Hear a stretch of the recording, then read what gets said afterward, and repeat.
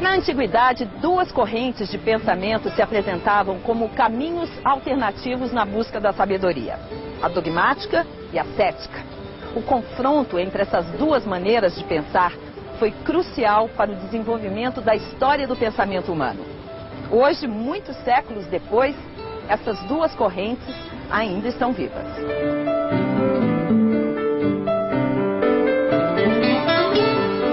A ideia de que se a gente tiver uma teoria, por exemplo, uma teoria ética que vai nos orientar a nossa conduta, vai nos guiar na vida, vai nos mostrar quais são os valores corretos, os valores verdadeiros, né?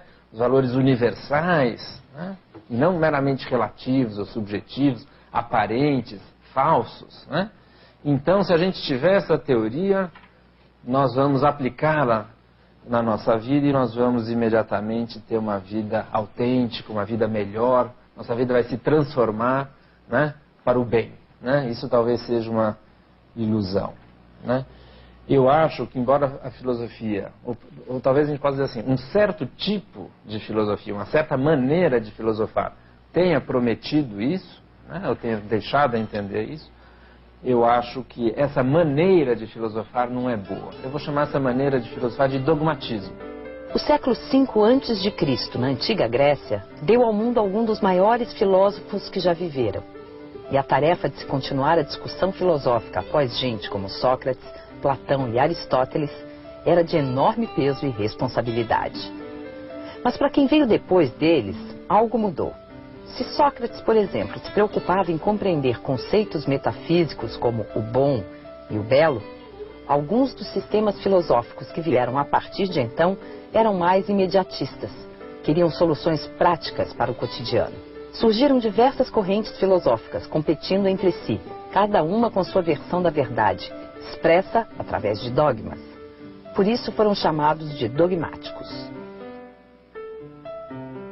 Essa filosofia dogmática, embora ela se faça e se fez em nome de uma forma de vida melhor ou superior, no final das contas, a filosofia dogmática acaba mesmo negando a vida, né? É uma maneira de filosofar que, de alguma maneira, desvaloriza o nosso corpo, desvaloriza as tarefas do cotidiano, desvaloriza a relação que a gente tem com as outras pessoas. Ela valoriza excessivamente as coisas espirituais, a relação com o mundo verdadeiro, que difere desse mundo aparente no qual nós vivemos. Não é à toa que a filosofia dogmática com frequência denuncia os valores falsos e aparentes do homem comum em nome de valores verdadeiros que no fundo são transcendentes. Para os dogmáticos é buscando a verdade que poderemos atingir a sabedoria. Já para os céticos, a própria existência da verdade é algo discutível. Carneades de Cirene foi um filósofo nascido em uma colônia grega do norte da África. Em 155 a.C., ele foi enviado em uma missão diplomática até Roma, onde demonstrou seu talento oratório ao realizar 2 discursos, mantendo pontos de vista completamente opostos sobre um determinado assunto. Esta sua atitude caracterizou seu ceticismo antidogmático. Para ele, que se recusava a aceitar ou negar a possibilidade de qualquer certeza, não existia nenhuma verdade absoluta. Para o cético, a gente deve viver a vida cotidiana, como a gente sempre viveu, né? E essa vida, né, e a nossa conduta na vida deve se basear sobretudo na nossa experiência. O cético aqui, ele é aquele que nem se arroga a pretensão de ser o juiz, porque ele não emite um juízo dizendo tal teoria é verdadeira, porque ele não encontra a verdade, para ele não dá para resolver essa questão, né? Nem é um advogado. Por quê? Porque o cético é aquele que não defende nenhuma causa própria. Ele não tem uma teoria a ser defendida. Ele só tem essa prática de examinar criticamente todas as teorias, e nessa prática de examinar todas as teorias, ele se dá conta de que nenhuma resiste, no final das contas, aos argumentos críticos dos adversários. Esse exercício intelectual de examinar um lado e o outro, de maneira neutra, né? De você submeter à crítica todas as teorias, de você valorizar o que os dois lados dizem, que tipo de impacto isso tem sobre a alma do filósofo.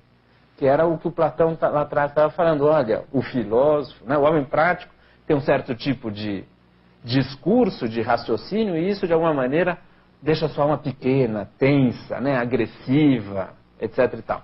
Já uma certa maneira de dialogar entre dois amigos em busca da verdade, isso conduz, né, a um outro tipo de formação da alma. Qual é a alma, digamos assim, né, do filósofo cético? Quer dizer, essa prática cética, que tipo de impacto tem sobre o caráter do cético, né?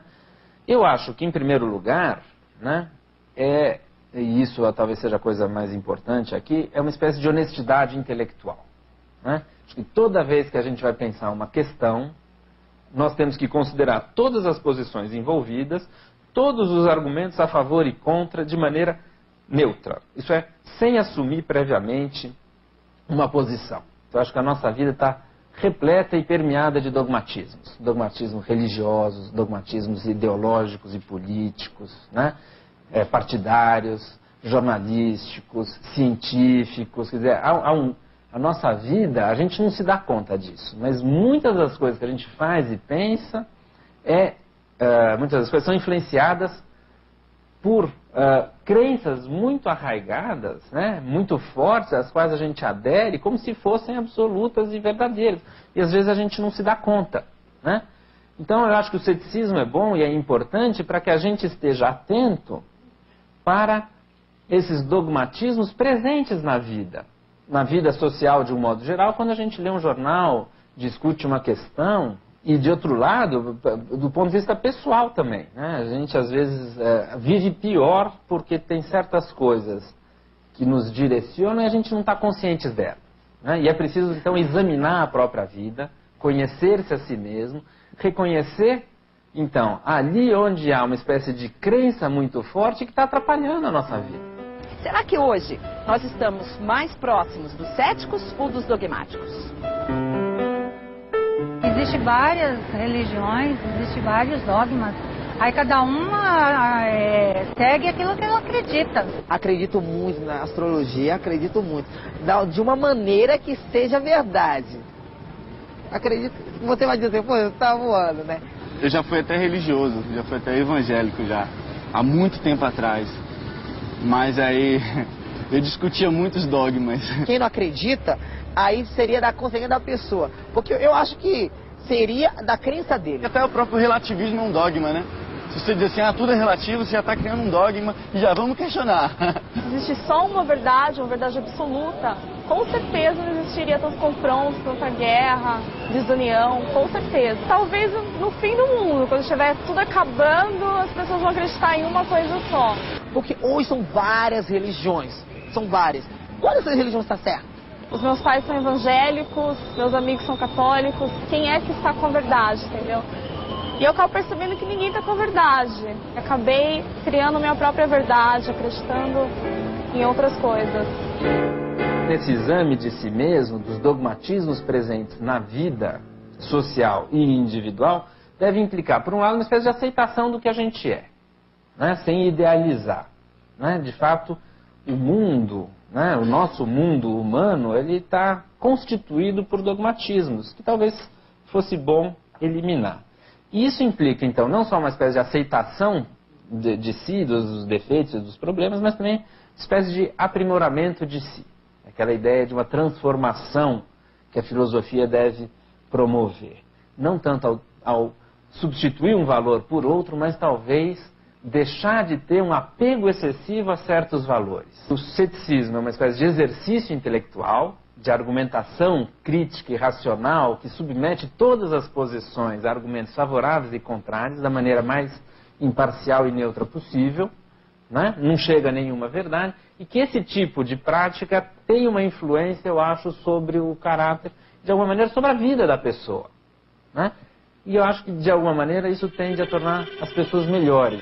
No próximo bloco, veremos como filósofos viram em Deus e na arte algumas respostas que podem ajudar o homem a trilhar um caminho que o aproxime da sabedoria e, assim, o aproxime de si mesmo.